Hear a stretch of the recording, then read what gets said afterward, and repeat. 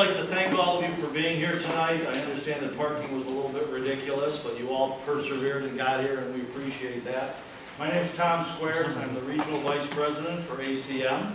I know a lot of the faces here, and it's nice to see you, and there's some that I don't know, and that's really great too. We really appreciate you coming here. We try to do these about quarterly. Matter of fact, Vivian and I were talking a little bit. We're going to do our next one sometime in January. We don't know when it's going to be exactly, but it's going to be on crime-free housing. So if any of you have communities that are in crime-free housing communities, that's great. For those of you who don't, we're going to have the gentleman from the Chicago Police Department, William Townsend, who actually started the crime-free housing program in the area. And then we'll probably have a lawyer and maybe one other individual to talk about safety and security and all that. So you'll all be getting that information because we now have your emails for those of you who aren't our clients. And again, we really appreciate you being here and hope to see you in the future. So, but before we get started, there's a couple people here from ACM that I want to introduce, and I want to start with Don Francesi. For those of you who don't know Don, he's our CFO. And if you have any financial questions, he's the money man. So you can call him. He does answer his phone, and he does answer his emails. So anytime, I'm sure he's happy to answer. Viviana, who you all met when you came in, is our Director of Marketing and Special Events. Her title changes a lot, so whatever else you give her to do. We have a couple other managers here. We have Janice Subasic, who's one of our managers in the Hinsdale Woodridge area.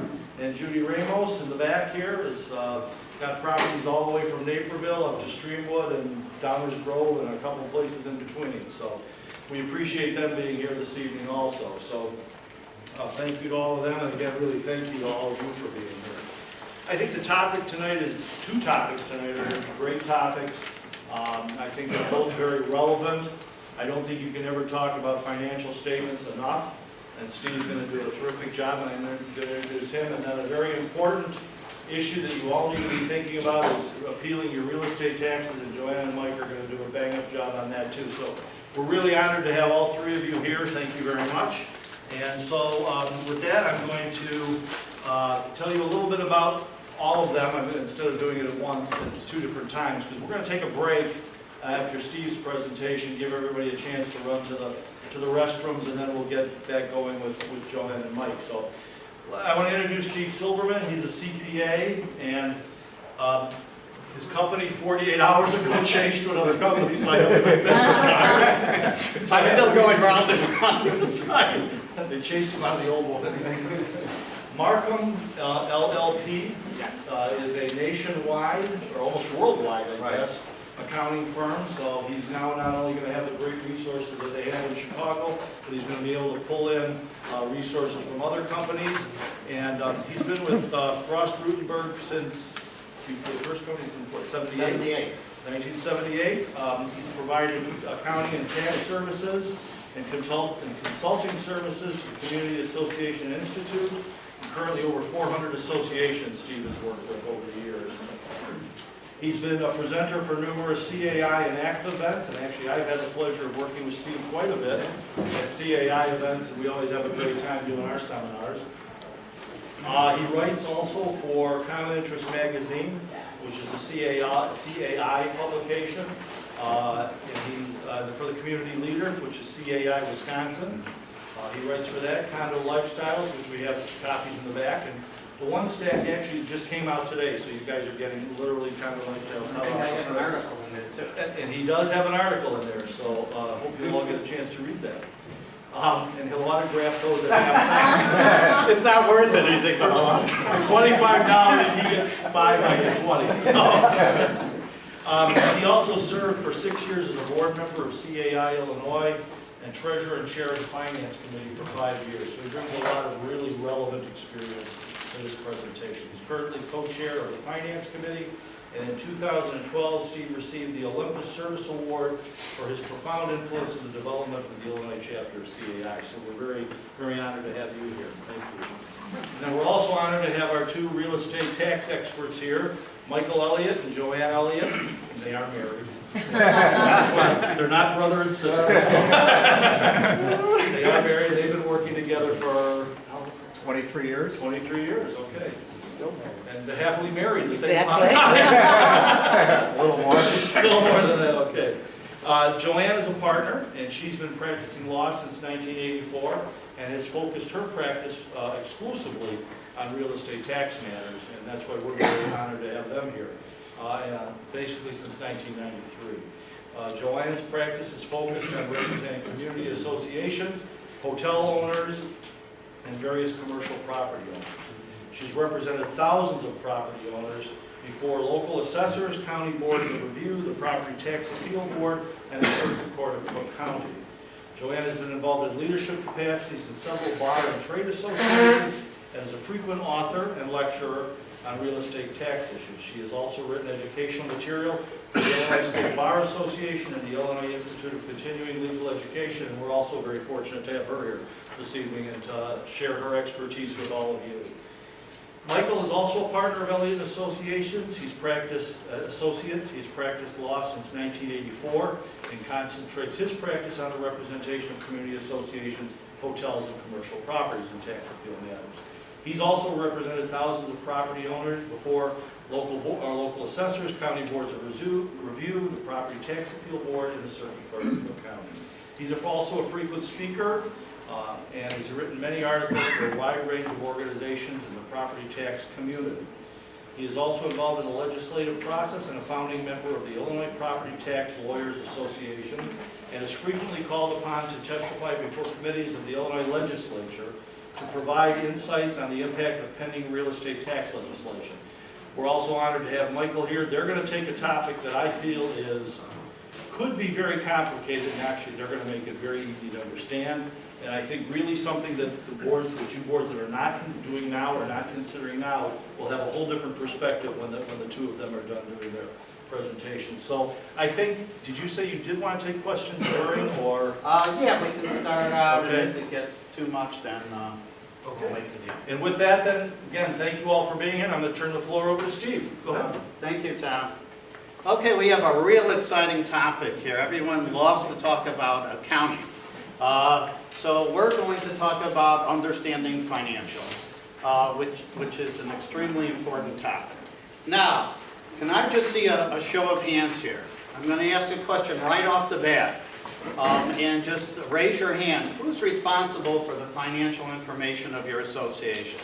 So if everyone thinks the management company is, raise your hand. Okay, so we got a few. And of course, then everybody, I'm assuming, is for the board.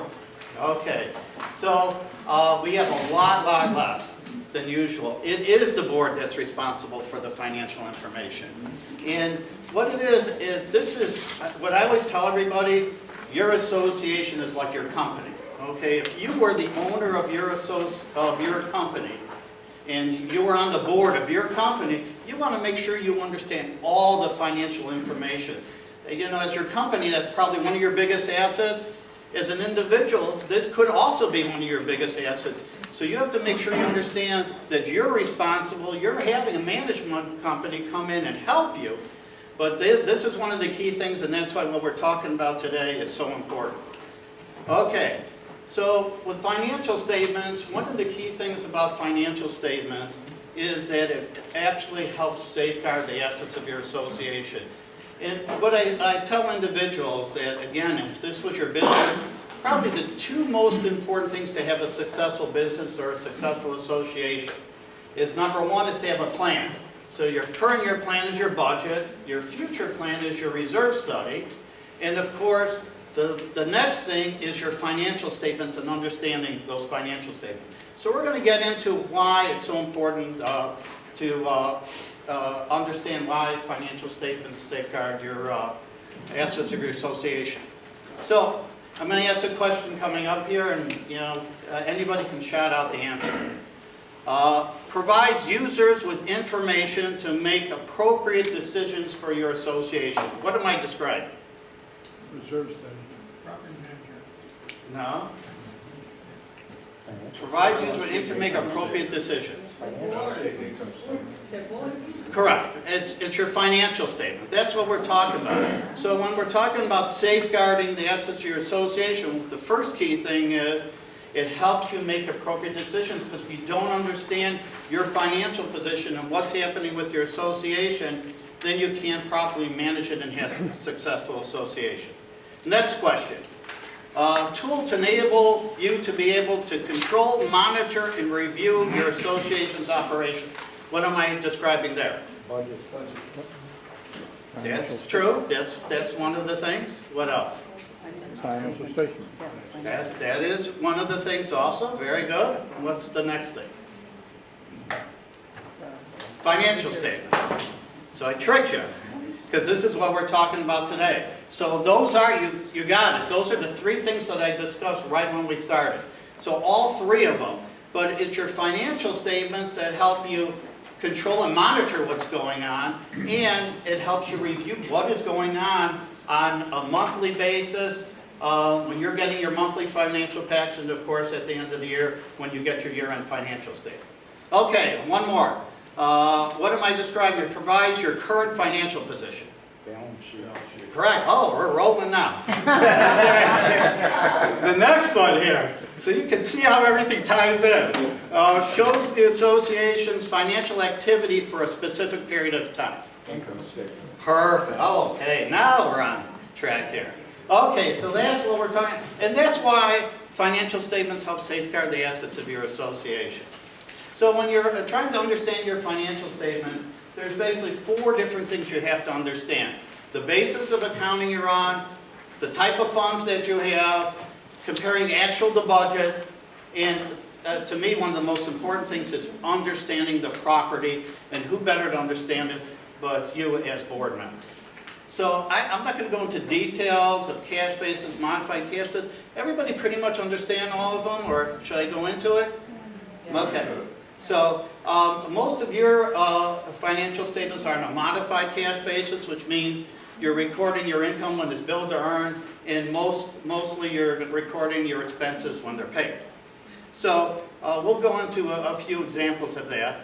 And the reason a lot of people like cash basis is real easy to understand. It's like a checkbook. But on the accrual basis, this is where it is so important in that that's why we always recommend having a year-end financial statement to make sure that you truly understand what your financial position is at the end of the year. It gives you a much more accurate picture of your operations, because you're gathering all of your expenses, whether they're paid or not paid. Okay, you're gathering all your income, whether you received it or not. A real key thing. Most likely, most of your lending institutions really want to see what your actual financial position is, so they're going to want an accrual basis financial statement. And of course, if we're doing a certified audit, accrual basis is GAAP basis, which is the only way that you can really do an actual certified audit at the end of the year. So let's start with the balance sheet. Can I ask? Yes. So why don't we get financial statement on a quarterly basis? For what? Your year-end financial statement? Yeah. we don't So are you talking about the management company level or by a CPA firm? The management company does not give us accrual basis. Okay, financial so what happens is with management companies is they have to close out their books and records at a specific period of time, okay? So they're not gonna hold it open like when we come in at the end of the year, and we're seeing it in February when we come in, so we know everything that hasn't been paid, okay? And if you waited every month for your management companies to keep your books and records open, well, you'd be getting your monthly financials so late, you wouldn't be able to make all the decisions you need to make. But at the end of the year, I can understand it on a monthly basis, except at the end of the year. Because in the next year, you now are dealing with all the debits or all the charges that come to you that it should have been in the prior year, now Right, in this so year, that's now your why budget's all messed You're up. exactly right. So that's why we always suggest you should get an accountant's financial statement at the end of the year. So we do because- it ourselves. What? We get a CPA. You get a CPA firm to do it. And we're going to talk about it. It's part of your due diligence anyhow, to have a CPA firm come in and give you one of the types of reports that we do. And most management companies, I think, hold their books open for at least 5 to 7 to 8 days. So a lot of that stuff is getting into the right month. right? So the longer they wait, the more we'll get into the month, right? But if you wait too long, you don't want to get your financials again at the end of the next month, I so. agree. Except at the end of the year. Yeah, Well, a good accounting program will allow you to have 2 periods open so that you can continue to post last year's business and post this current year's business at the same time, and then you would have a correct year-ending balance. Because all bills should be paid at the end of the year if you're financially able to do so. Well, if you are, but there's so many times, and we'll get into it, you might have some big reserve projects. Well, you could be in the middle of a reserve project that it's not going to get paid right away, or you don't get the bills for it. So again, I can't stress it more, you should really have a CPA firm come in. And that's why it's part of your due diligence, and we'll get into that later, why you would want to have the third party come in. Because we come in and we look at a lot of different things, and when we go into comps reviews and audits, we can kind of discuss that. Okay? So on the financial statement, so this is basically your balance sheet. You've got assets, liabilities, fund balance, or members' equity. And people always ask us, well, when do you use members' equity, when do you use fund balances? And members' equity is if you have a one fund or a commercial type financial statement, and fund balances are if you are doing actual fund accounting. That's what the equity section is called. And your balance sheet has balancing equations. So what that basically means is that members' equity equals assets less liabilities, or assets equal liabilities plus your members' equity. So that's the real term of why a balance sheet is called what it is. So I've kind of listed a lot of different items on here of what's considered assets, liabilities, and equity. And of course, one item that my administrative assistant didn't put on there, which was accounts receivable, which should definitely be one of the items in current assets. So current assets usually, a lot of associations don't use, don't break out their assets between short-term and long-term. But I wanted to do this for an example because long-term assets are over a year, where short-term is under a year. And some of the key things that I just want to go over, of course, accounts receivable, which isn't on there, that's going to be if you're going to give an accrual basis financial statement. Prepaid expenses, those again are going to be expenses. So let's say you paid your insurance policy in December and it's for a 1-year period of time. What we're going to do is show that portion that is for the next year as a prepaid expense, because you haven't incurred that expense even though you might have paid it. So that's what prepaid expenses, you're paying it ahead of time. Due to or from funds, I'm going to go into that in a little bit, because that was one of the key things that came out of the POM 2 case. Fixed assets, we always get asked all the time is what is capitalized? You know, because everyone thinks everything should be expense. Most reserve items are expense. The only thing usually that gets capitalized and depreciated on your balance sheet is things you have title to, number one, like any equipment or furniture that the association would buy. Or I have parking garage down there. If you have a profit motive, and we had an association that built a garage, and they decided to use the garage for their members, except for a quarter of the garage, they decided we're going to rent that out. So the portion that was a profit motive, we had to allocate that and depreciate that on our balance sheet. And then you'll see on the liability side, you have your payables, you have your loans. The long term, of course, is what's going to be paid over 12 months period of time. And the prepaid assessments are like deferred revenue. So some people might pay their assessments ahead of time. So we're not going to show that on an accrual basis financial statement as income until the period of which it's earned. So that's basically your balance sheet. And then your income statement, I already told you how it safeguards, and of course it's divided between revenues, expenses, whether you have excess or deficit of revenues over expenses, and of course the budget variance. So real quickly, I'm just going to kind of go through different types of financials right here. So this is a cash basis balance sheet, and as you can see, in a cash basis, all you have is cash. Okay, it's basically your checkbook. And then you'll see here's my income less my expenses, which comes out to about a $9,000 profit. So now when you get to an accrual basis financial, you can see what we talked about. You've got receivables on there. You've got your prepaid expenses. You've got payables on there.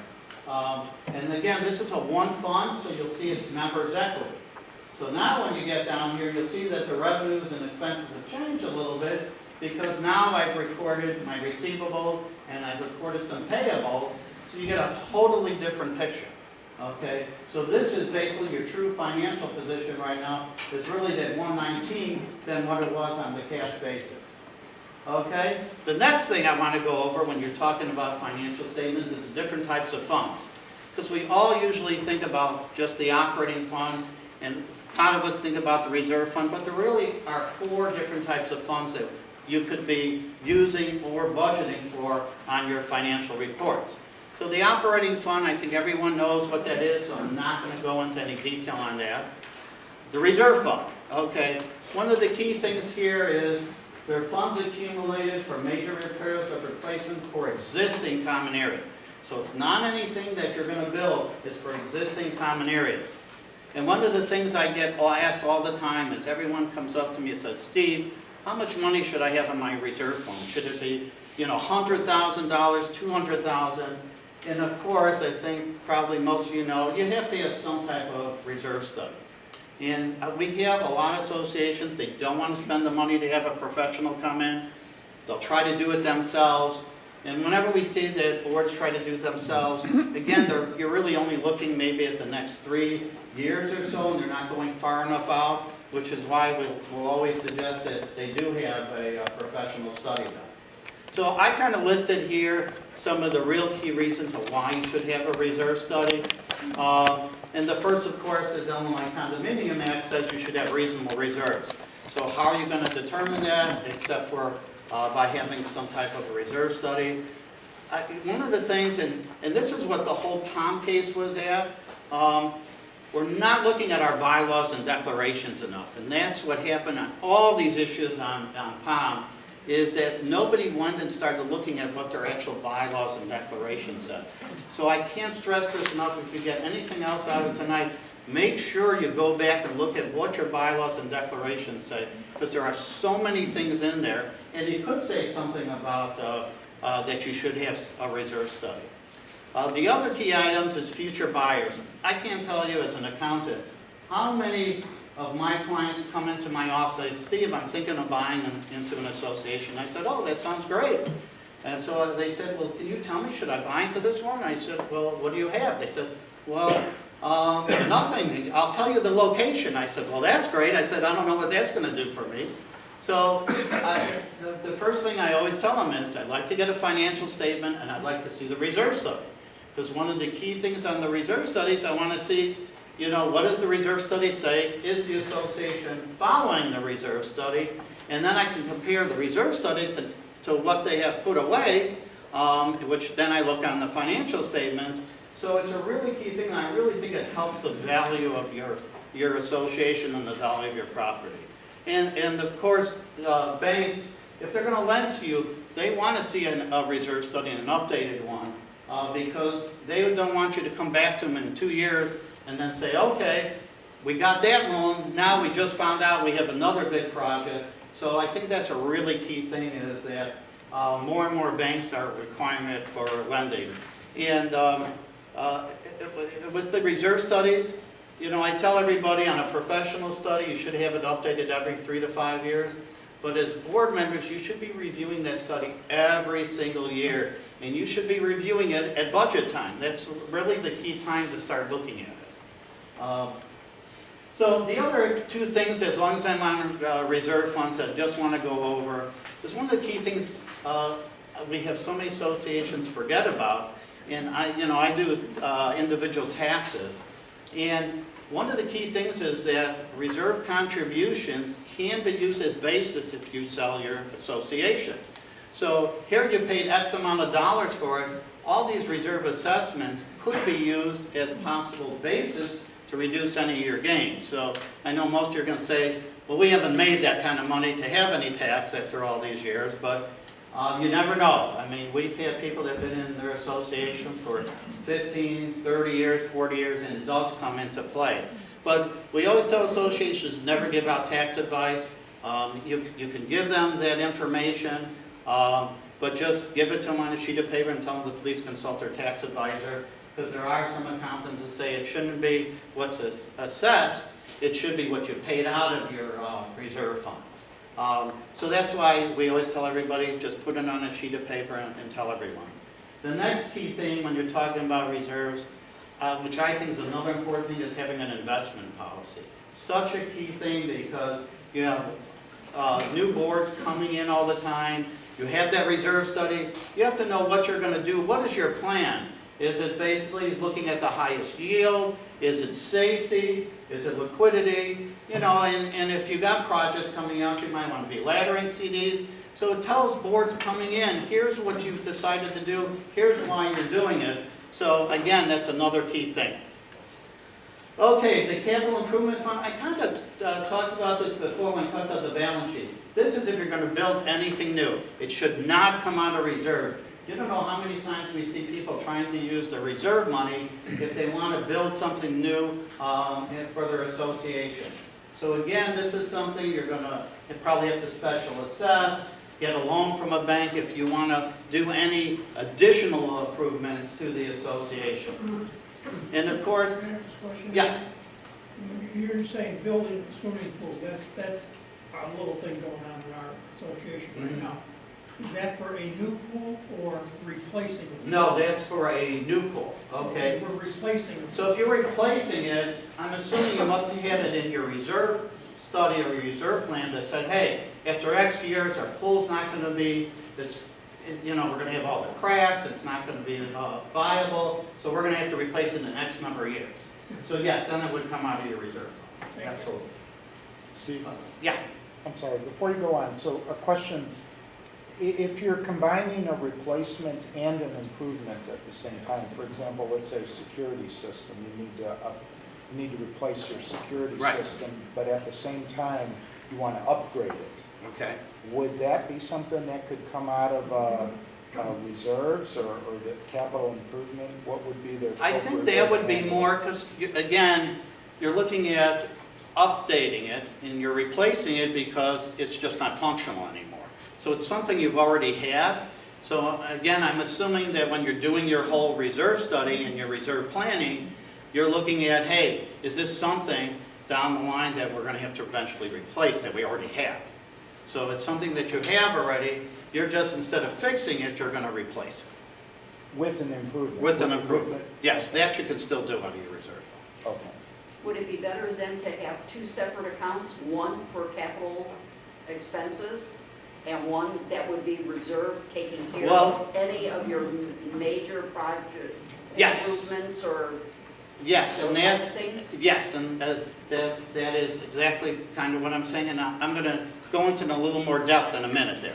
Where Okay? does contingency reserves fall into? Okay, so contingencies, and I'm going to hit that in a little bit more Okay, too. okay. And that, because the reason I'm going to hit that is that was one of the key things out of the POM Act, the POM 2A. So I'm going to get into that in a couple minutes. Okay. Okay? And if I don't, just yell at me. Okay? So here's now, I just wanted to give you an actual balance sheet now that's a fund balance. Okay? So now you get more detail. Now you know what is your replacement over your reserve fund cash, and it tells you where your liabilities are, and this is a cash basis, so you don't see that. And again, here you've got your income, your expenses, and just remember this right here. I'm going to go into this where it shows what is your contributions to reserve, and as you see here, it's kind of detailed out, and I'm going to go into that because that was kind of part of what POM 2 talked about. So I'm going to go into that in just a few minutes. So just real quick, if you take a look at this, and if you see your balance sheet here and you see the income statement, is there anything that looks wrong on this income statement? If you take a quick look at it, does anybody have any idea? There's a huge issue here, and these are some of the things when you're looking at your financials of what you should see. Does anybody have an idea? Okay. So what it is if you look at the interest, okay, you'll see on here you have a savings account. If there's a savings account, even though it doesn't give you much interest, you still should see some kind of interest on the replacement fund side, but it's on the operating fund side. So again, These are things, and I did that on purpose, to make sure you understand you really have to look at your financials all the time. Because that would be something you should notice right off the bat and say, why have I got interest here? I just have a checking account, but yet I've got an interest-bearing account in my reserve fund. Something's wrong with these financials. So I just want to point out that these are things you have to really look at when you're looking over your financial reports. And here's an accrual basis one, where again, you can see by fund, what your receivables, your cash is, your liabilities. And I'm going to go over this inter-fund balance. Is another key thing that came out of the POM 2 case. Where here it's showing, and you don't know that. If you had a one-fund financial statement, you would never know right now that the operating fund owes that reserve fund $10,000. So that's one of the reasons you really need to have fund financial statements so you get a true picture of your financial operations here. And again, this is what it is on an accrual basis. You know, when you start looking at this is why cash is so bad. It's showing that your assessments are $148,500. If you were doing budgeting, your budget would say $165. You're going to start saying, what's going on here? I don't understand what happened here. So that's why we always say the accrual basis, especially on your income, is so important so you can really see what is happening, because that number should agree with what your budget says that you should be billing out for the year. Okay, so let's go into the first part of the POM 2. Is that legal now for the entire state? What is? POM? Yes, it definitely is. Well, we're all So screwed. yes. And if I was a lawyer, there's a million other things I could tell you. But I'm only going to go into the accounting side of this, because it is law now for condominium associations. So one of the key things that happened there is they were looking at their the financial statements, and what was happening was the association basically was paying expenses, reserve expenses on the operating fund. Sometimes they reimbursed it, sometimes they didn't. When they got to the end of the year, the accountant came in and he said, okay, let me try to figure out who owes what fund, and then he has that due to, due from. Well, the judge came out partly because the board president basically said she was commingling, so that didn't help out the situation at all.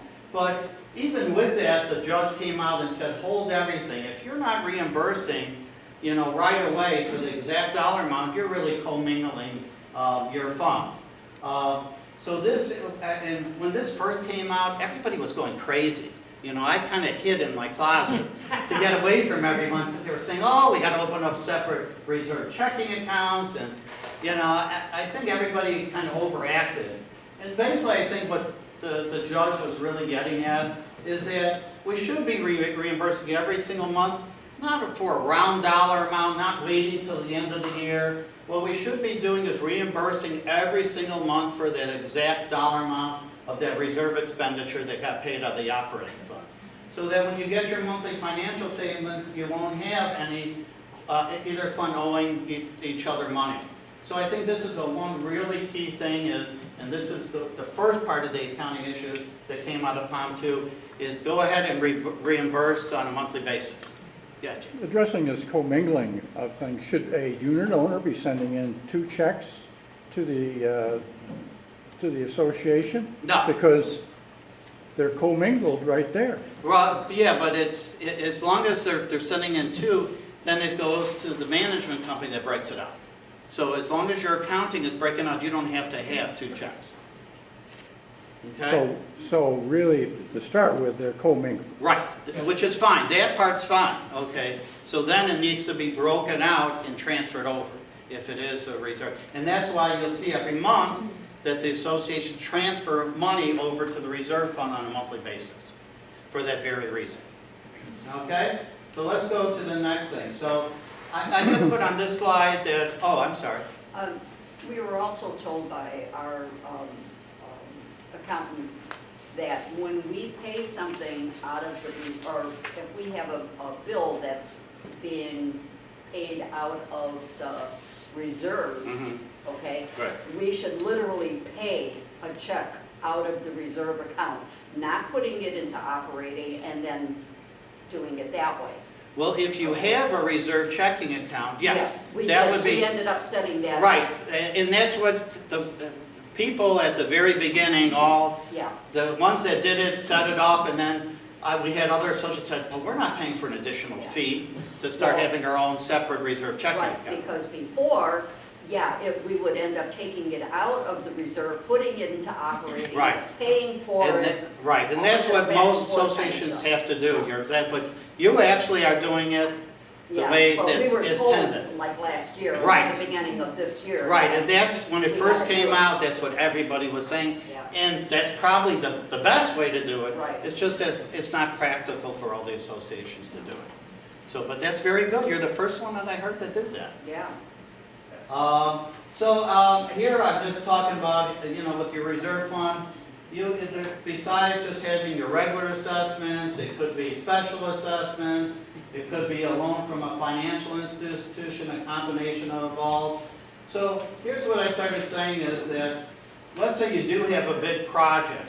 What we always recommend is that if you're special assessing unit owners, you're taking out a loan, and you're paying back the loan with the assessments you're getting from the individual unit owners that are financing for that loan. Because usually you give people an option to pay up front, or they can finance it over a period of time, and the association will take out a loan. What we always say is track it in a separate fund once you're doing that. You don't know how many times we've come in at the end of the year and that receivable from the unit owners doesn't match up with the loan is that's owed to the bank, because you're really not accounting for it separately. So that's why we always recommend having a separate fund on it so you can make sure that you're tracking everything. And then the last point here, the POM 2 on the detailed reserve budget, I told you I'd get to that. So what happened with the POM 2 Act is, again, first of all, their bylaws and declaration said that they needed to have a detailed reserve budget. It was clearly stated in their bylaws and declaration. But the judge went a little bit farther, and he started saying, hey, even though it says that, the Condominium Act says you should have a detailed budget. So he took it to a different degree, the judge, and basically said that because it says that you should have a detailed budget, that means that we should have a detailed reserve budget. So what does that mean? If you remember I told you where we broke out the different types of reserve assessments by project there? What that basically is meaning is, what they were saying is when you're doing your reserve budget, you should take from your reserve study and you should actually start doing more of a reserve type of a budget going forward, where you start looking at the different types of projects and start allocating your assessments against each of the different projects that you have coming up. You don't have to open up a separate account, but what he was trying to say is, hey, you have this study, it's telling you should put money away for these projects, so instead of just saying, okay, if it comes up, hopefully we'll have enough funds for that project, and when the next one comes up, hopefully we'll have enough funds for that. What the case basically said is, no, set it up so that you are specifically showing that you have X amount of your assessments each year are being put away for your major projects. And then your smaller projects, those you can combine into one item, but I think they were really trying to get at is you should have a plan, and part of your due diligence to make sure you're putting enough money away on a yearly basis for these bigger projects. And again, I said you should do it when you're doing your budget. Not only should you be looking at the current year, you really should be looking at 3 to 5 years out all the time, because you have a lot of these projects come up sooner than you think, and that's why you really need to go out 3 to 5 years when you're doing that. Now, we're obligated to send out a budget to everybody. Right. That, operating expense budget Right. and the reserve budget is a separate entity. Do we Right. have to send that reserve budget as well? Because it's a sort of planned expense, but it's not really what we're gonna do, maybe. Right. That is a little questionable, to tell you the truth, of whether you really should be sending out the detail. What the judge was saying is you should be sending out a detailed budget, but I don't know what you Yeah, do. well, what you should do, right? Because you're gonna send out a budget that shows a reserve assessment and an operating assessment. The only missing piece sometimes is what the reserve expenses are gonna be for the coming year. In a lot of cases, that's in your reserve study. You're supposed to do a roof next year. Put it on the expense side of it. It doesn't really impact your assessment, okay, but it shows what you're planning on doing for I next year. think the bigger key is to make sure you're doing your due diligence to have it, so that if anybody comes in, they can say, here's how you determine it, and that's really what Don's saying. Okay, another question. Sure. If we started separating out each individual project in our reserve, then we can't use those monies for anything else? Well, here's, See, that was, this is- right, that was This technically. is the issue. Right, and that's why, when you look at your larger projects, because you're gonna have this excess money that's left for all of your smaller projects. And once you do that big project, you should have funds left over. So then it's determined, what are you gonna do with those, hopefully you'll have funds left over. Then you could reallocate those funds, but yeah, that's basically what the judge was saying, is you should be This using it way for now. that. Right, But before it wasn't? right. There was no case law about it before. I mean, there was just a Condominium Act which said you should have a detailed But how budget. can you determine then what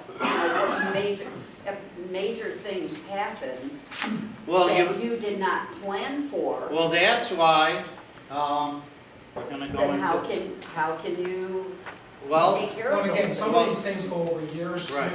and again, you'll go past, you'll spend more one year, less the next. I think a detailed budget to me on the reserve side is the reserve study, okay? Each year, then you take a piece of that reserve study and put it on your budget.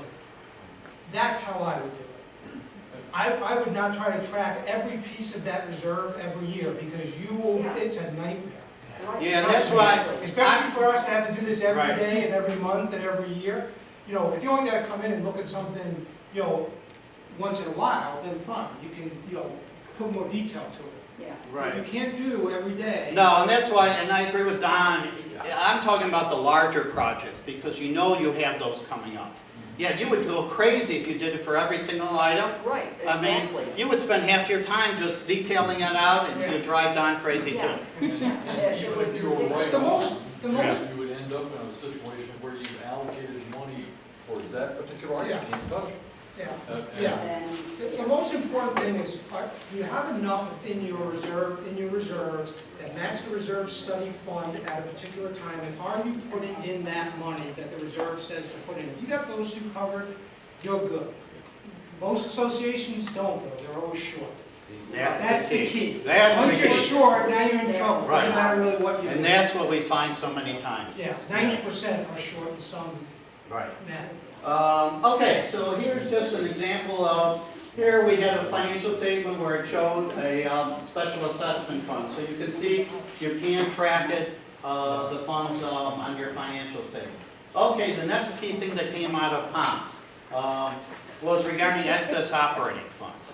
Another key thing is, what happened with 2800 Lakeshore Drive was that their actual bylaws and declarations said that they should be refunding those excess operating assessments. So that's a key thing. You've got to look at your declaration. That's what happened here. If it doesn't say anything, then you could either refund it, or a lot of times we tell people, yeah, if you have excess, you can transfer it to reserves if you want. Or what we tell people is you could set up an operating contingency fund. So because sometimes in your budget you'll have contingency expenses. If you don't use them for the year, then what you might want to do is take those items and transfer them into a separate operating contingency account. So now, if God forbid you have excess snow plowing costs, you'll have these extra funds available for that next year. There's also a 70-604 carry forward election. This is only, I'm not going to get into it, but if you should have to file a Form 1120, there is a 70-604 election that tells you what to do with excess funds so you don't have to pay income taxes. And that's just showing that there was excess revenue on this financial statement. So again, one of the key things that you have to do all the time is look every single year, I should say every single month, at this budget to actual. It's so important. that when you're getting your monthly financials, you're getting your year-end financial, figure out why are there differences on these financial statements. This is the real key to determining, did you budget correctly? What happened during the month? Do you need to change things in your budget for the next year? So if you're not analyzing this every single month, that's where you run into problems. So the last thing I'm going to talk about, since I only have a few more minutes left, is on your year-end financial statement. So we talked about that before. There's basically 3 different levels of financial statements, and I actually have a handout in the end on an article that I did, which really goes into the detail of compilation reviews and audits, what we do on a compilation review and an audit, which is why the audits are more expensive than the compilation, because we're expressing an opinion that the financial statements are presented fairly, whereas on a compilation we don't express any opinion. So it's really key. Go through that letter that I have in the back of your presentation, and it really goes into the details for that. So I put down here, because most people come and say, well, what do we need an accountant for? We have a management company. You know, there's really no reason we need to spend the money to have a third-party financial statement. But again, look at your bylaws and declaration, number 1. A lot of times your lending institution might want to see a third-party financial statement, whether it is a compilation review or an audit. Again, to me, it's one of the key things. You're talking about safeguarding the assets of your association. Having a third-party financial statement from an accounting firm, doing an audit, hey, you know, it'll tell you if we don't find any issues or problems, it'll say, you're with a great management company. There are no issues whatsoever. Can you explain a little bit more of the compilation? A compilation basically is taking your management company's financials and taking them to full accrual basis. And as an accounting firm, what we also do on a compilation, we still make sure your cash reconciles with your bank account. We make sure your prepaid expenses are recorded properly, because we do it on full accrual. We look at your receivables. We determine, do you need to have allowance for doubtful accounts on your receivables? So that's what we do, but we don't do any testing or anything. You know, we'll scan the general ledger, see if we see anything unusual, but we don't go into any detail on that. So you don't check into any, which one is the one that you check on The audit. The audit is where we send out confirmations, we look at internal controls. That's the one that's, receipts and all that? yes, on a test basis. So we don't look at every single receipt, or your bill would be God knows what. So that's what we do on that one. But if you look at that handout that I have, it goes into detail on every single one. Okay?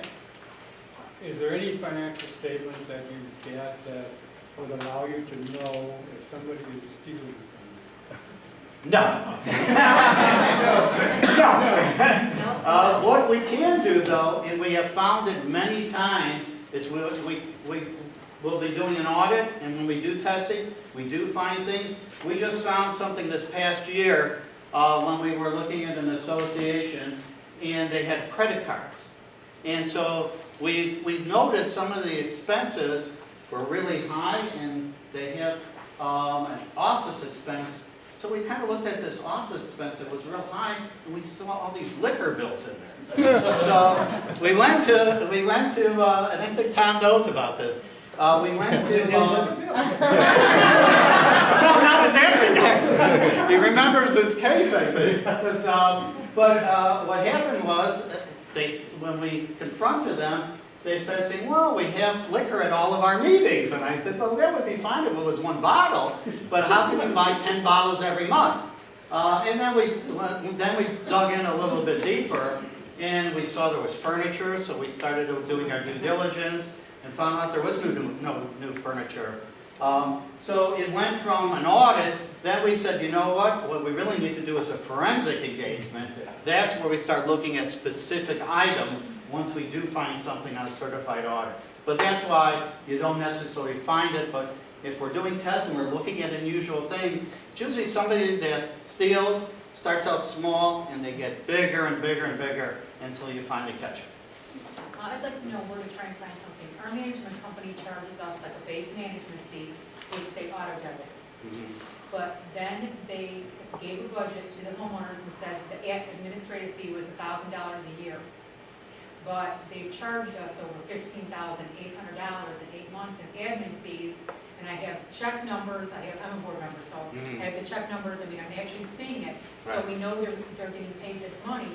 But when they give us all the monthlies and everything, it keeps showing $1,000, it's like nothing. So I have no idea, where should I look to see, this admin fee's gotta be coming from Well, somewhere. I would, And that's it's not a where, reimbursement. no, well, that's where I would look at your monthly financials, your general ledger. Start looking- I'm looking at it, I got it. So there should be other expenses paid in maybe some of the other accounts Can't find that it. are paid to that manager. Can't find So it. they should be able to give you the detail Yeah, of what they're charging. right. Call your outside auditor, one that does It's a this joke. statement at the end of It's the a year. joke. No, yeah, look, Yeah.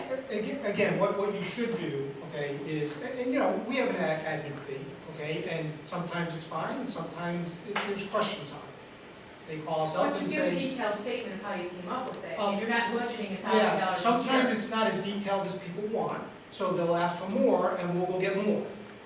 Okay, well, we're not getting anything, but right Yeah. now, you know, like I said, we're not, you know, there's a huge difference when you're giving a budget of $1,000 a year versus on an annualized basis, we're talking over 23,000. Okay, we're not even close, Right. and we're not talking reimbursements of, you know, expenses. So, yeah, so So Don, I want to see. so where if we can your find- management company won't give you that detail, and we've had something like that, where we'll do like an agreed upon procedure engagement. So you'll tell us, this is what we want you to look at. We'll go in to that management company and start looking specifically for those type of items. So it wouldn't be an audit, it Can you wouldn't be tell me a what that word is again? 'Cause I'm- an agreed upon procedure engagement. So we're doing exactly what you want us to do and what you want us to look at. Okay, so I think my time is way up. Tom is giving me the cut here. So thank you so much, everyone. I really enjoyed it.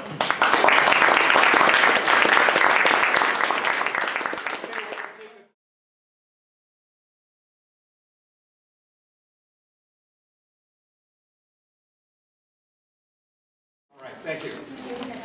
Before we get started, can I just ask everybody, maybe a little show of hands? I'd like to know a little bit about you, so when we go through and we give our remarks, we can kind of address your situations. So first of all, could you just tell me, show of hands, how many of you are board members? Okay, looks like most of the group. And then the property managers? A handful, okay. How many of you are condominium associations? Looks like most of the group. And then HOAs? Okay, another about a handful, okay. In Cook County, how many of you are in Cook County? Okay, about 5 of you. And then everybody else is not in Cook County. Okay, great. Well, we titled our presentation Navigating the Property Tax Maze, because I think it's sort of, in our experience, we represent a lot of community associations and we've been doing this for a lot of years. And our experience is it is kind of like a maze. This is something you don't do every day. If you're in Cook County, this is something you're going to do every third year typically. If you're in the collar counties, it's something you may never do, or you may do every once in a while. And the problem is, just when you get up to speed and you learn what you need to do, then you forget about it because you don't do it a long time. Which is why it's a bit of a maze. And you've got to make the right decisions. You have to have somebody leading you through this maze, taking you in the right direction. And if you do, there are twists and turns and decisions. If you're not being led through the right way, then you get into a corner, you got to turn around and go backwards, and create work for yourself and frustration. So what we're going to try to do tonight is to let you know a little bit about what the opportunity is. Oh, one more question. How many of you have never contested the assessment? Okay, a small number, and so most of you have contested your assessments at one point in time or the other. Okay. So we're going to try to give you some information so that when you go through this the next time, you're a little bit better equipped to ask the right questions, make the right decisions, because in our experience, if you go in with a plan and you're organized, you'll get through the process where everybody is reasonably happy and you don't have a lot of frustrated people in yourself as a board member, or frustrations as a property manager or a unit owner. Let's get this fixed. Oh, that is it. Okay. 2015 is a big year in Chicago for a lot of reasons, in the whole Chicago area. First of all, for those of you who are in Cook County, if you're in Chicago, this is the reassessment year. All property in Chicago is reassessed in 2015. And in Cook County, it's so big, there's over 1.7 million parcels, they can't reassess them all in 1 year. So we break it up into 3 districts, the city of Chicago, the north suburbs, the south suburbs, and each one of those districts is assessed each year. So it's a process that repeats every 3rd year. That's why they do it that way. The collar counties, 2015 is a big year because for each of the collar counties, you are on a quadrennial assessment basis, which means every 4th year, the assessor is supposed to go out and independently value the property all over again. That's the reassessment. 2015 is the reassessment year for all collar counties. But you probably know every year you get an assessment notice, and that assessment notice says you've been increased by 3%, 5%, 8%, whatever. Everybody in your township will typically receive that same increase. They call that factoring. And what it is that the assessing officials look at inflation, or over the last 8 or 9 years, deflation in your local community, and they express it as a percentage, and then they bump everybody up in those 3 middle years by those factors. The idea being, when they get around to the reassessment year, in the 4th year, they shouldn't have to make such a big adjustment. So even though you're technically reassessed every 4th year, you're kind of reassessed every year. 2015 is the big reassessment year for you.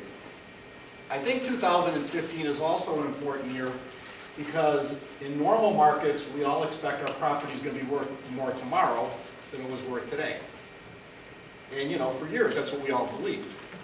Over the last 7 or 8 years, all rules went out the window, and you know, our property was worth less. And I think what we're seeing now in 2015, especially in Chicago, and especially in the areas of the city that are a little bit more affluent, we're seeing assessments go up a lot because property values are going up a lot. We're seeing assessment increases this year, 20, 25%, 30%. We're seeing some areas that are in the 40s. But you got to know that property values were beaten down so low in the recession, and us tax appeal lawyers beat the assessments down so low that now they can't help but raise the assessments up when they look at what the values are. Okay? And I think in the collar counties, you're going to see it in more of a lag. It's going to lag in. And that's because in the collar counties, they look back over the last 3 years of what happened. So what we saw was when property values go up, they're looking at, 3 years ago, 2 years ago, 1 year ago, doing some statistical mumbo jumbo, determining what your new assessment should be, right? So when values are rising, the assessments tend to lag what's really going on in the marketplace. When values fell, it went the opposite. So even when the economy tanked, people were getting assessment notices saying you're getting increased by 3%. Well, back in 2008, they were looking at 2007, 6, and 5. Those were great years. By 2008, the economy had tanked. Well, they felt they were bound. They didn't really understand what they needed to do in many instances. So they were giving you increases even though decreases were warranted. Now, I think what's happening in the collar counties, you may not, this year the assessment notices are out, you probably didn't see huge increases. But in the next few years, as we start picking up the sales bumps that are happening now, you will see those assessments, I think, start to come up a bit. So 2015 is a very busy and meaningful year if you're in the reassessment business as we are. Again, in Cook County, it's a 3-year cycle. This shows those 3 districts. Chicago, 2015, the north suburbs, 2016, south suburbs, 2017, and then it goes around the cycle again. In Cook County, we have a new assessor as of a couple of years ago, and I don't know if many of you remember, tax bills are supposed to be due in Cook County August 1st, or September 1st. And we had years where we were getting our tax bills, we were paying them in December. that caused huge problems because all the schools and the libraries and the municipalities had to wait around several months to get their money that they were, imagine if you got your assessments 4 months late, right? So what they had to do was go out and borrow and incur interest costs. We have a new assessor as of a few years ago, Joe Barrios. He was insistent that he was going to get tax bills out on time. And in order to get them out on time, he starts early and he moves fast. And if you're a tax appeal lawyer, you got to staff up and you need to know what you're doing. You got to live with his schedule because there's no flexibility in his schedule. So in Cook County, the appeal calendar starts around March 1st. They'll release, for the area being reassessed, there's probably 6 or 7 townships. It's done by a township. It's a big 6 by 6 mile square area. And they will reassess one of them at a time, usually one a month, like starting March, April, continuing through the summer months into about September, October, and they'll all be out. I'll talk a little bit later how the appeal process works, but it takes, after your township assessment notices are out, it takes about maybe 3 months for the assessor to get through, consider all the appeals, make a decision, and they move fast. They hit these dates. And then you have a second opportunity a few months later to go to the county board of review and appeal there as well. But this process begins about March. The assessor is going to be done by about December, and then the second level of appeal will be done by about April. They've been living with this schedule for about the last 3 years, and I have every expectation that they will continue to meet this schedule. It's very aggressive, it's very fast, and I think from what it means for you as board members or property management firms is you need to get your, if you're going to appeal the assessment and in a reassessment year, I think you should be prepared to do that. I think your unit owners will expect that. You should be prepared to have somebody hired before the assessment notices come out, so that that lawyer, when the notices come out, they can get moving because they've got to move very quickly. And if you're not sure what the deadlines are, you can add, if you have a law firm, they'll tell you. If not, you can go to the assessor's website, and they will tell you there what the expected filing deadlines are going to be, so it'll give you some clue. Generally speaking, you don't really need to, you can start thinking about it in the fourth quarter. That's when I would be hiring my law firm, in the fourth quarter, because things start in the first quarter.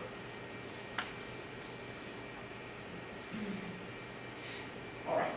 The tax appeal process is either a 2-step process or a 3-step process. If you're in Cook County, it's a 3-step process because it begins by, that's weird, it begins with the assessor. In the collar counties, there is no formal appeal process with the assessor, only in Cook. So we get 2 bites at the apple. In the collar counties, you can negotiate with your assessor, but you don't have any formal right to do so, to do an appeal with the assessor. Something is going on with my presentation. No, hold on, I'll just keep clicking. All right, there we go. You appeal to the assessor in Cook County. You can have a second bite of the apple appealing to the county board of review. That's a great thing because you have 2 chances to get it reduced. If you're in the collar counties, you only have 1 appeal opportunity, and that's with your county board. You file an appeal, you are not automatically going to get an assessment reduction. You need to submit evidence. And basically what we're looking at, whether it's in Cook County or the collar counties, is we're looking at sale prices. We're looking at market values of the units. Are the units worth less than what the assessor says they're worth? After we make some adjustments, for things like personal property that will inflate the price of a unit, people who are buying a couple of parking spaces, that might inflate a sales price. We're looking at short sales and foreclosures. Several years ago, that was a big deal. The assessing officials don't like those, but when the market went really bad, they were forced to consider them. We're looking at trends. Are values going up? Are they going like this? Are they going down? And that's our job as tax appeal lawyers, is to look at that information and come up with an argument as to why the assessor's overvaluing your property. If we win that appeal at the assessor or the board, That's going to happen before the tax bill comes out. And so the key thing is, the bill when it comes out is going to be smaller than the bill that would have come out had you not won that appeal, right? So, and that confuses people, because the lawyers who do the work in this area, we charge typically contingencies based upon how much we save. And so people look at they don't ever get that bill. You know, if your bill was $4,000, it was scheduled to go to $5,000, you never get the $5,000 bill. Maybe it went to $4,200. So the savings is $800, but nobody ever saw the $5,000 bill. And so that creates some confusion for people. But the point of it is, what we're really looking to do is to get that tax bill lower. After the bill comes out, there are two opportunities for appealing the taxes. One is to a state agency called PTAB, and another one is into the court system. Now, for most condominium associations, and especially those in Cook County, we rarely go to PTAB or court. And we rarely go there for a couple of reasons. First of all, we got 2 bites at the apple. So we usually can get things done at the assessor or the board of review. That's one reason. Second reason is Cook County understands they need to work with us, because they all know that, you know, if the taxpayers don't get the relief they want, they're going to take it to the next level, and the county wants to get it done at the earliest level possible. The third reason we don't tend to go to PTAB or court is because when we get most of our relief from the county board of review in Cook County, and if we're going before them and we're negotiating a settlement, and they're going to give us a good offer, a good settlement, they want us to stop at that level. And so there's a little bit of cooperation here. If you want to get good settlement offers, you need to be reasonable and live up to the deals and don't appeal it further. If they give you a lousy offer or no offer, well, then you can take it to the next level. But you'll find among all the tax appeal lawyers in Cook County, few cases advance to the PTAB or court. There are unusual cases that we take, and we can win them if the facts warrant. In the collar counties, very often you're going to PTAB or court. I know a client of mine is here, we just got them refunds, we were talking a minute ago about that. And I think that's happening because tax appeals in the collar counties are less frequent. The county boards of review are a little bit more, they dig their heels in. Some of them are really difficult to work with. I'll tell you, Will County is really difficult to work with if anybody's in Will County. And when they won't work with you, then it means you've got to go to the PTAB or court. And so that is something that we did in the collar counties quite often. And what I think you're going to find, if you are in the collar counties, whether you are a condominium or a homeowners association, when the market went, prior to the recession, very few appeals were filed for community associations in the collar counties. It was not something that happened a lot. When the market crashed, a ton of them were filed because the values were way overstated. This last year, as we were looking at things, we did not find very many collar county situations where it warranted an appeal. I think, kind of keep your eyes open, in a couple years, after they start looking back 3 years, and they start seeing what happened in 2014, which was up, 2015, up, you're going to see some big assessment increases coming out. And it may be, when you're looking into 2016 or 17, you may be wanting to revisit this again. You'll kind of know it because you will have had a couple of years of cumulative increases.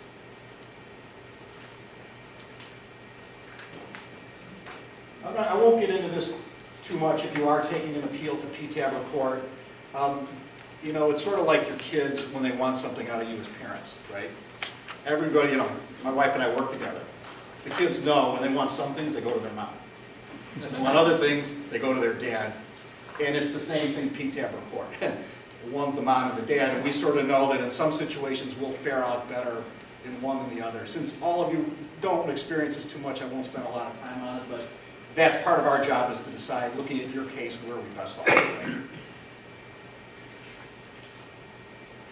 Okay, tax bills. Okay, this is really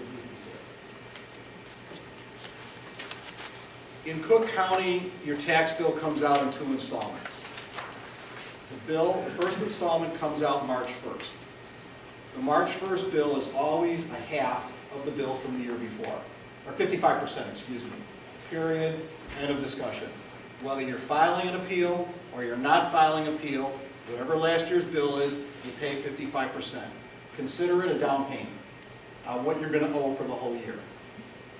The second installment bill, which now is pretty predictably going to be mailed in late June, due August 1st, is going to be the rest, the balance of what you owe. And what you owe for the whole year is going to be based on the assessment on your property after any appeals have been filed. They will then compute what's owed. They'll deduct what you paid on the first installment. You'll owe it all at the second installment. So people ask us a lot of times, well, we've got an appeal pending. Should we pay our first installment tax bill? The answer is yes, you always would pay that. Because whatever we do will be reflected in the second installment. If you're in the collar counties, it's different. They send the bill out in May. They give you 2 coupons. One of them is due June 1st. One of them is due September 1st. You can pay them all on June 1st, or you can pay them when the coupons say you can pay them. But when they send the bill out, they've completed all the appeals, they know what the final assessments are, they compute the bill for the year, and then they can bill you in 2 installments. Cook County, because of the large number of appeals, can't do it that way. That's why they set it up with the down payment and then the balance. Okay, authority.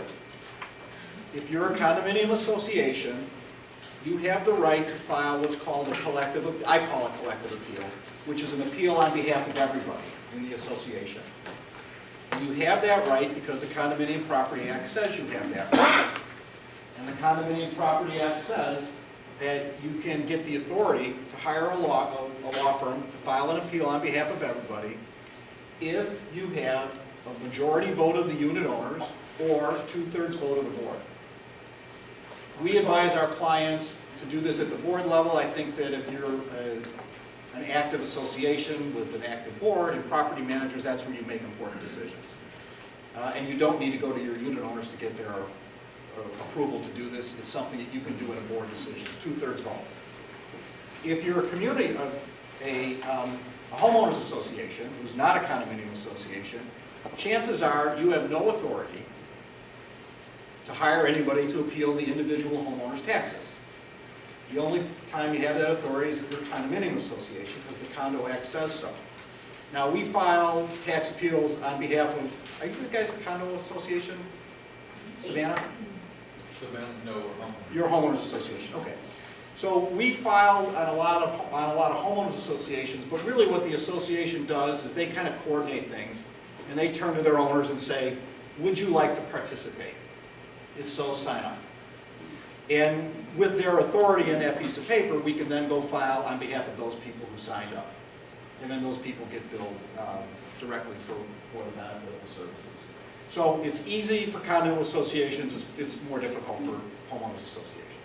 For condos, do we have to call a meeting for a special purpose, or is that only if homeowners want to do it? I think you could do this at any meeting called with appropriate notice and putting it on the agenda. I'm not really a condominium association attorney specialist, but I think it's like any other item of business that the board would decide at a meeting. The only reason I'm asking is because like we do this and we use them, but according to this wording, it says a meeting called for this purpose. But Right, keep but in you can- mind, the alternative is to have your board approve it upon a Then- 2/3 vote of the board. That's what I'm asking. And That's- so we most do that of in a the- regular meeting. Yes, Yeah. and so Okay. most associations go the board route as opposed to, And we do too, I just want to make sure we didn't have to do a special No. meeting to do the board the vote. special meeting is just if you wanted to have it a vote of all of the unit owners. Okay, Okay, I didn't understand your question, sorry. okay, no, yeah, I'm saying like, we don't call a special meeting. People ask us frequently if people can opt out of a condominium association appeal. And I don't know if that's anything you all have experienced or not, but that's a common question. And I think where it usually comes up is that somebody wants to file on their own. They want to use their own lawyer. That's one situation. Another situation will come up where people say, well, I'm under the senior freeze and I don't want to participate. Those are probably the 2 situations that we would see. I would say to you that in the Condominium Property Act, it says that you have the right to file an appeal on behalf of all unit owners. Not on some, not on those who choose to participate. It really says everybody. So I would say, technically speaking, you don't have a right to opt people out. Now, that being said, I've never seen anybody go to jail for opting anybody out. You know, and I don't think that's going to happen, and you probably won't find yourself in a pound two decision over allowing somebody to opt out. I personally think it's a bad idea, and I think there's a better alternative for the person who wants to, quote, opt out. And that is, if somebody calls and says, I want to opt out, my answer to them would be, if you would like to file an appeal on your own, go ahead. And what happens in pretty much all the counties, if they file their appeal before we file our appeal, the county will accept the unit owner's appeal, and then when they receive ours, they'll say, oh, we have a double docket. They already filed, and we say, fine, scratch them off of ours. And that works out really well. So the unit owner who wants to file on their own, my answer is, sure, go ahead, you can.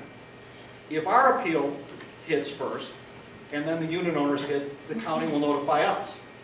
The homeowner filed, we'll say, fine, strike them off our appeal. The problem with allowing opt-outs is a practical problem. It's one of these blame game things, where somebody calls, husband calls and says, I don't want to be part of it. You know, Mr. Smith, fine. Property manager says, opt out Mr. Smith. Well, what's his PIN number? I don't know. Well, I think it's this, or this is his unit number. Now somebody then gets the wrong PIN number to the lawyer. Or the lawyer takes the unit number and opts out the wrong PIN number. Now you got two unhappy parties, right? The one who wanted out and the one who you opted out by mistake. And it's with the number of people involved and the fact that people really don't know unit number, PIN number, who belongs to whom, it's just fraught with problems. You also have a problem if you take them out, because we all have computer systems, right? We take them out in our system, they're out forever. Because we can't manage who's in and who's out with many appeals that we file. Then next year, they don't want to be out. And we've had that happen in a lot of our appeals. I think in your development as well. You're nodding because people were not included. And then later on, all their neighbors got refunds and they're like, I want to be included. Right? Or the husband wanted out, the wife didn't, and you got them fighting. It's just, or the unit gets sold and the new buyer isn't part of it. And the new buyer wishes they would have been part of it. So again, to me, I think the better thing to do, and I learned this from my kids, is they give me the answer they want me to hear. And that would be, if you want to opt out, sure, go file your own appeal. To me, that's the better answer. If you're absolutely insistent, we will allow opt-outs, but you're going to sign a piece of paper, you're going to give us the information, and we'll opt out that who you tell us.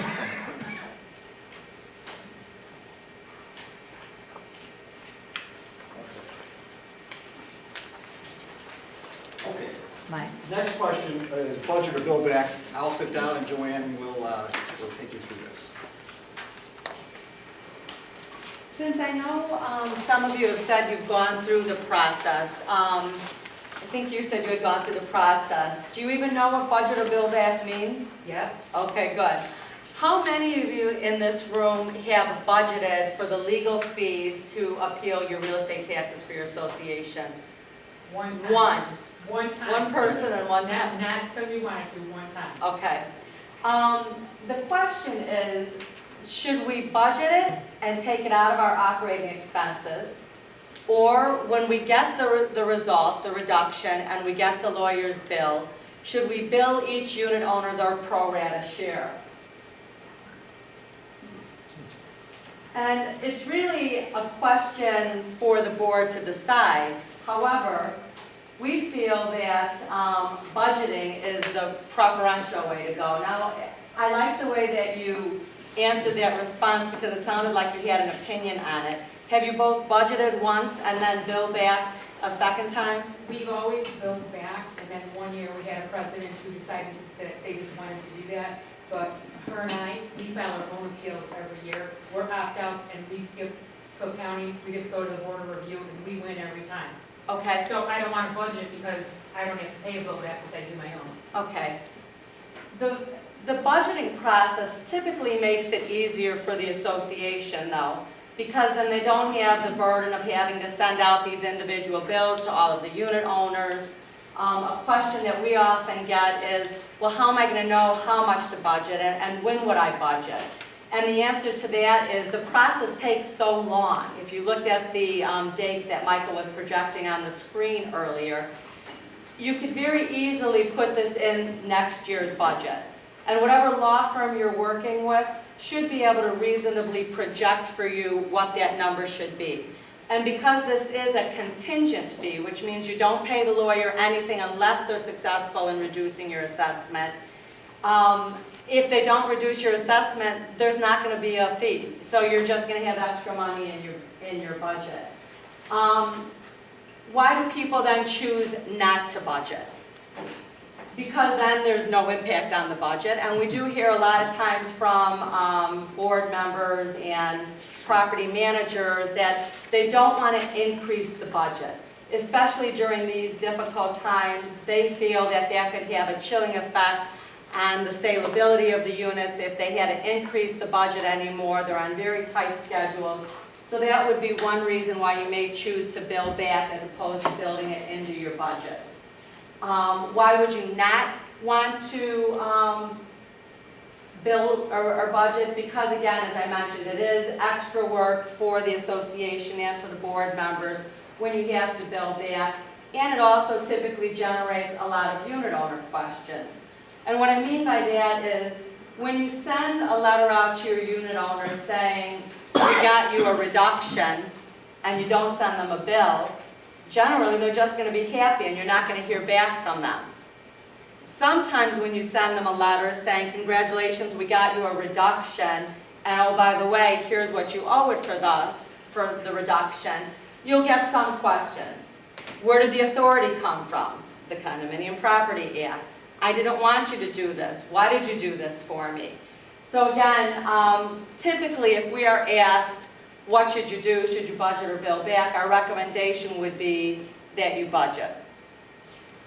How many of you have seniors in your development who are on the senior freeze? Quite a few. Quite a few. Okay. So the way that the senior freeze works is it freezes the equalized assessment. A misperception is that what it freezes is your tax bill. Yeah, it's just doing something weird. So frequently we'll have seniors that are on the freeze say, I don't want to participate in this because my tax bill's already frozen. And especially in the climate that we just came out of, that was a shame, because frequently for those who were on the freeze, we were actually able to lower their frozen assessment below the frozen level, so that even the seniors that were on the freeze that participated in the appeal benefited. The next question we're often given is, should we be waiving the bill for the seniors that have the freeze? And again, this is going to be a decision for the board to make, but our response is the seniors, A, might benefit from participating in the appeal. As I just indicated, we might be able to get their level reduced below their frozen level. The second thing to keep in mind is that the overall appeal is going to benefit all of the unit owners, which is why the Condominium Property Act contemplated this and gave the board the right to be able to file an appeal on behalf of all unit owners. Because when your assessments are high, it has an impact on the value of your units. Your association becomes known as, oh, you don't want to buy over there, buy in this development, their taxes are a lot cheaper. So the senior that has the freeze really is benefiting from the tax appeal that is won. Because again, you're keeping the taxes low for everyone in the association, even though the senior with the freeze might not necessarily see a decrease in his tax bill as a result of the appeal. So then why is it that some of the associations choose to waive the fee for the seniors that are on the freeze? Usually just to avoid the confrontation with the seniors, because the seniors can be very anxious about any additional fees that they're incurring, and sometimes the board just says, you know what, There's just a handful of them, we'd rather just waive the fee. And when they make that decision, we do waive our legal fee. Is that legal? It is legal, because again, we can control what fee we charge. What do you mean? We have two separate entities. Right. And that's actually one of the reasons that we try to dissuade the board from waiving the legal fees, because we do feel that there could be an argument made that you're discriminating against us for the non-seniors. But again, we leave that to the board, and it's a board decision. Can I just say something about that, Joanne? Of course.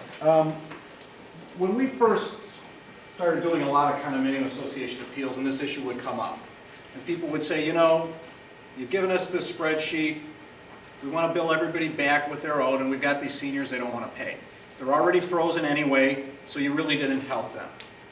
You know, so what can we do about it?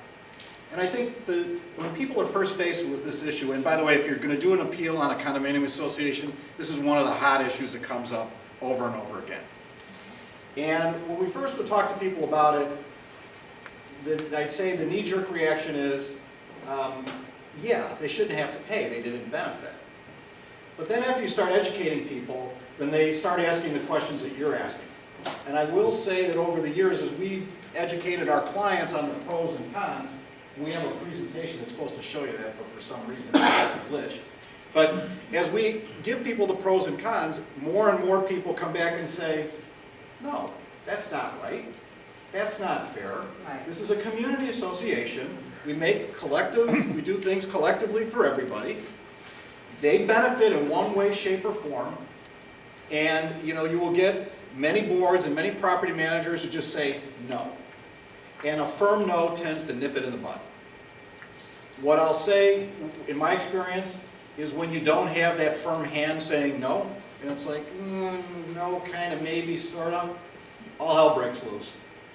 And then that's when you have the big problem. So I would say to you is, this is something you don't need to decide day one when you hire your lawyer, but once you get the bill and you're going to make a decision what you're going to do, you need to decide that. And then make it your policy and stick with it. And a lot more of our clients over time, as we're getting into it, are deciding they're going to bill everybody. So what follow-up? Standard scenario, unit is taxed at $2,000. The senior is paying $500. Why would they want to change? Why would they want to go through this? Good question. A couple reasons. When the market was tanking, they were paying $500 because there was a base that they were frozen at. When the market dropped, we were very often able to lower the base below where it was. Often. And then they get the benefit of that frozen base for years to come. That was a big reason in the declining market. Now that's over. That reason is probably done. The reason why they might want to do it is the world has become very sophisticated with computers and all these property valuation things that are out there that you can look at. And when people go to buy a condominium, they often, and their brokers and the buyers and the lawyers will look at what the taxes would be without the senior freeze. And then they're asking themselves, wait a minute, there's two units here. One that without the freeze would be $2,000, and one without the freeze that would be $3,000. Because they weren't appealing. Because they weren't appealing it. And they're going to gravitate towards that other one. And so there is a benefit when they go to sell the unit. Third thing is, you don't automatically get the freeze. You have to apply for it every year.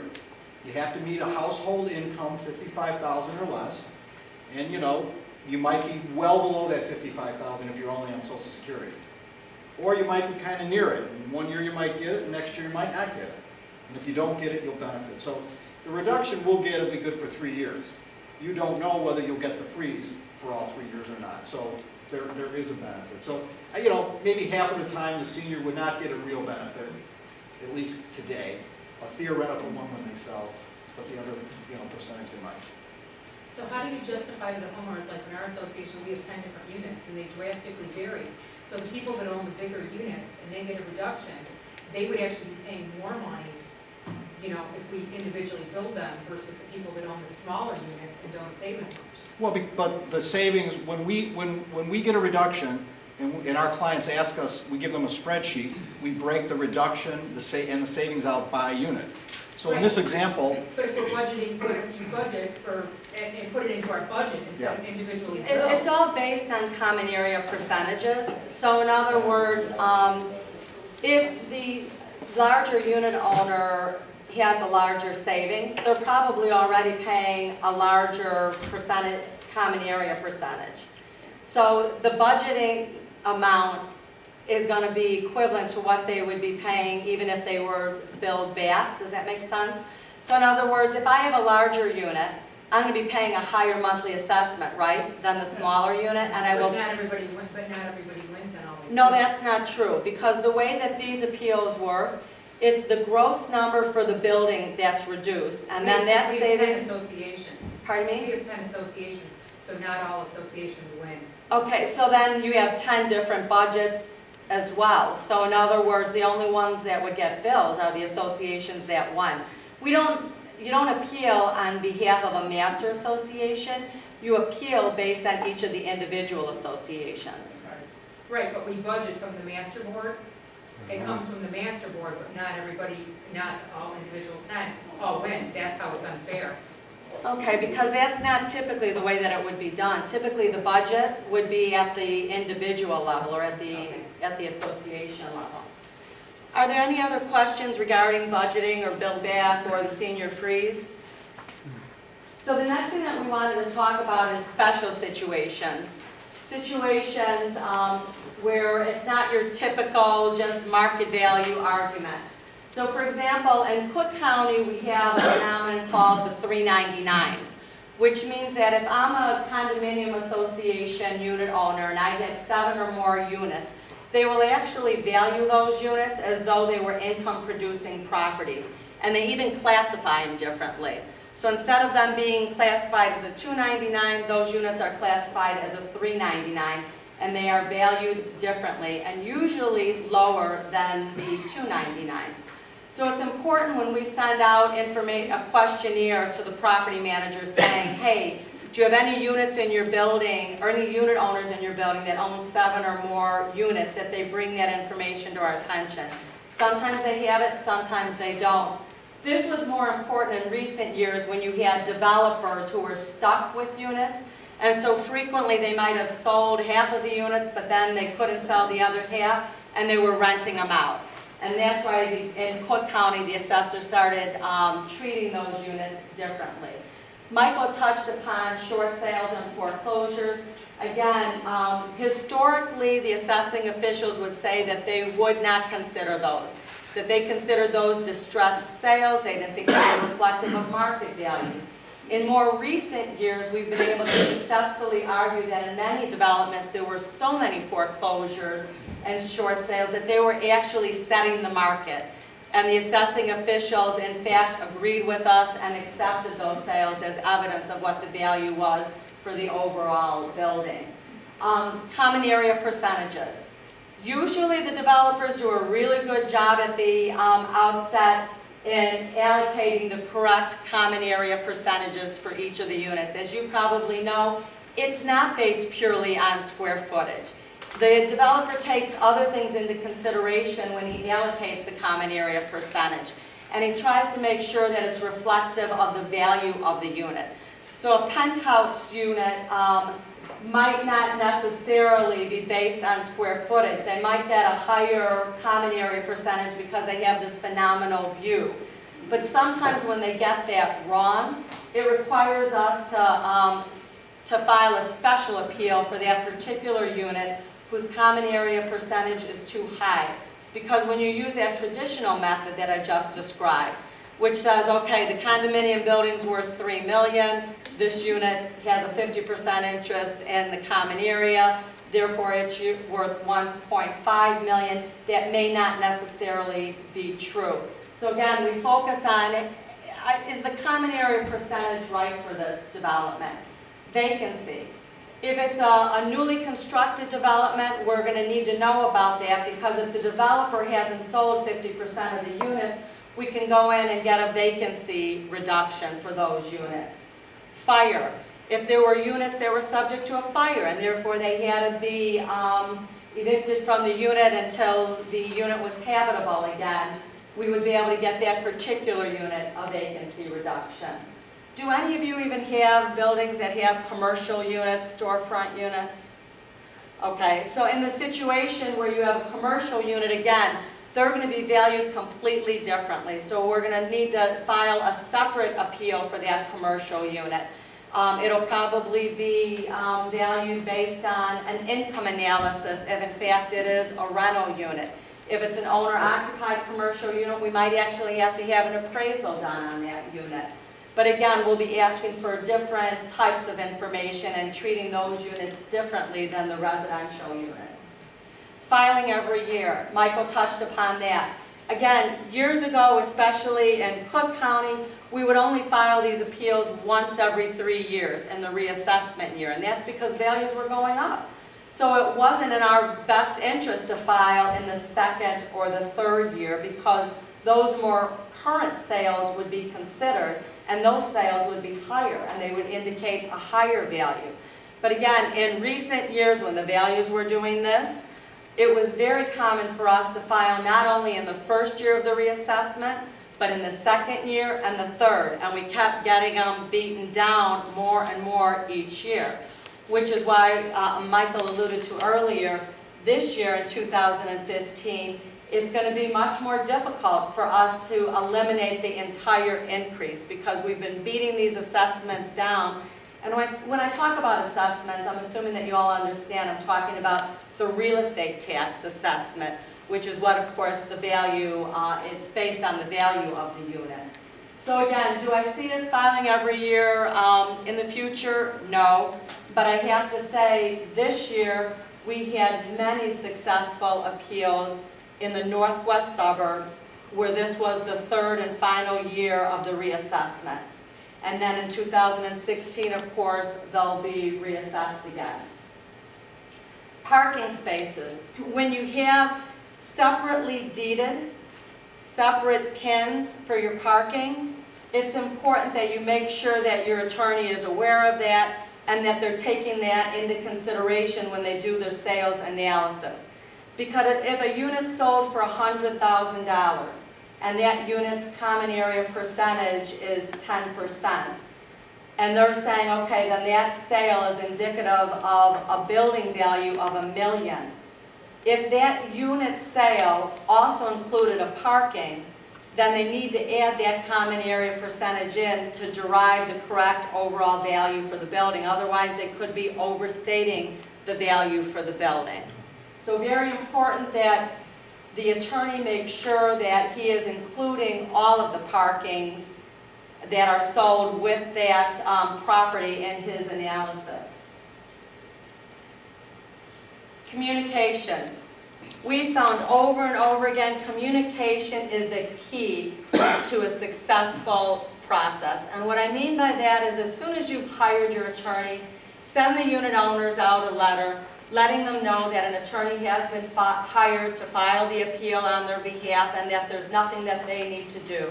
That we know that they're going to be getting an assessment notice, that the attorney is going to be getting that information on their own directly from the assessing officials. It'll just prevent a lot of problems with the duplicate filings that Michael mentioned earlier, a lot of calls to your office saying, are we filing an appeal? Do you need this assessment notice that we just received? Again, communication very important, not only at the beginning, but obviously also at the end, letting them know, hopefully that it was a successful appeal and that you've saved them money. And of course, at that time, you'd let them know whether or not they have a bill or whether or not you took it out of budget. But it is a partnership, so the better the information is that we get from the board and from the property managers, the better job we'll be able to do for you. And Michael is going to pick it up from here and talk to you about some pending legislation. Well, there isn't any, because our government isn't, they're locked up. And we've done this presentation several times in here, and I always thought I would be here to tell you something new and great, but not much. But a couple of things that may or may not happen and how they might impact you. You read about the pension crisis, right? We've got this huge pension liability. You can't afford to pay the pensions. about 60–70% of your tax bills comes from your school districts. The school districts operate under what they call tax caps. Your school districts are probably all at their tax caps. So unless Springfield comes in and creates some new law to change these tax caps, they can't put the burden on the pensions on your property tax bill. Because they're already capped out. That's not going to happen. And I think the likelihood that Springfield busts the caps to make that happen, nobody's talking about that. It affects too many voters. I don't see that happening. There are certain agencies that are not under the tax caps. Basically, the city you live in, if it's more than 35,000 people, probably isn't under the tax cap. So you just read about Chicago passing this big levy increase in order that they can pay their municipal pensions for police and fire, I think it was. Well, they're able to do it because they don't come under the tax caps.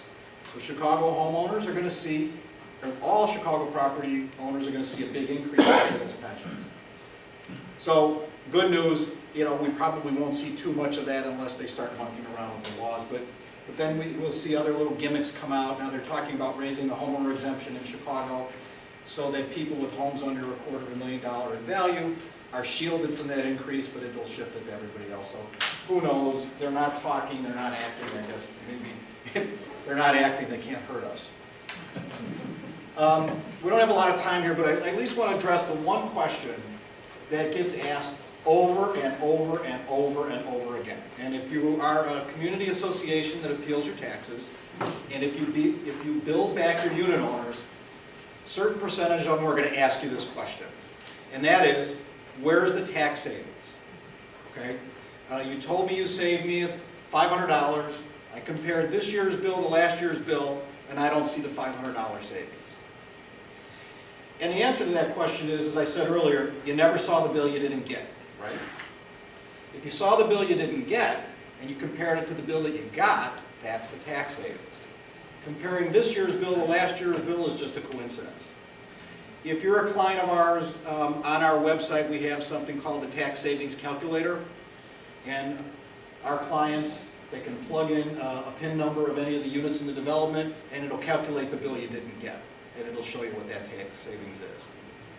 In fact, this just shows it in an example here. This is the tax savings this is what the assessed value was for this client after appeals. Multiplying it times the equalizer of the tax rate. This is for commercial property. That's the bill. But if the bill, had they not gotten a reduction in this example, this person might have been at $185,000 of assessment versus $125,000, and that would have resulted in a $46,000 bill. $31,000 is what they got. That's the savings. So again, if you're our client, not only in Cook County, you can go on our website and you can see this. Just asking future presentations, maybe don't make the difference, the bill that you would have gotten, you would have got a 70% increase. Yeah, I understand. Okay, thank you. If you have any more questions, we'll be happy to answer them for you. But it's getting late. Yes, sir. Is it possible to go through a property tax appeal and end up with a higher assessment after the process? Okay, if you didn't hear the question, it's, if you file an appeal, is it possible they might raise you up? Theoretically possible, practically unlikely, rarely happens, especially if you're filing to the assessor or the board of review. It's not going to happen. And if the lawyer that represents you files an appeal in a situation where the facts so strongly support an increase, he should never file the appeal in the first place. And that rarely happens. It's really extreme for that to happen. And they don't like to raise up homeowners. Maybe in a commercial property, but rarely at that. Yes, ma'am. Do you do appeals for just single-family homes? Our question, do we do appeals just for single family? No. Our firm, about 40% of what we do is for community associations, probably 10% for homeowners, and the other half is for commercial, industrial, hotels, and all that sort of thing. Yes, sir. And going back to the bill, you didn't see the bill that you didn't get. How do you calculate that? I mean, where do you go to a similar building or something? No. what we do- Give the deal and say, well, this is what they would have, we would Yeah. add that. No. No. Your tax bill is based on your assessment Right. and the equalized tax rate in your area. So if we know what the assessment was, supposed to be, we can extend out what the taxes would have been. And then we know what the assessment ended up being, we can extend out what the taxes were, we just compare those two numbers.